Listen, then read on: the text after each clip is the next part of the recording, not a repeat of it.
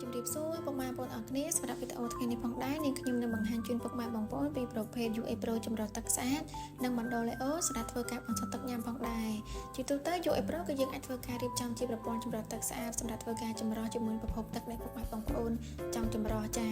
ហើយ UA Pro គឺមានតួនាទីជួយដកនៅកកកម្ទេចកម្ទេចដីល្អិតតូចៗនិងពណ៌ទឹកដែលពុកម៉ែបងប្អូនអាចយកទឹកមកចម្រោះប្រើប្រាស់ប្រចាំថ្ងៃបានចំពោះបណ្ដុល Leo វិញគឺមានតួនាទីបន្សុទ្ធទឹកដកនៅសារធាតុល្អដែលមាននៅក្នុងទឹកគឺបានយ៉ាងល្អលេខ1តែម្ដងចា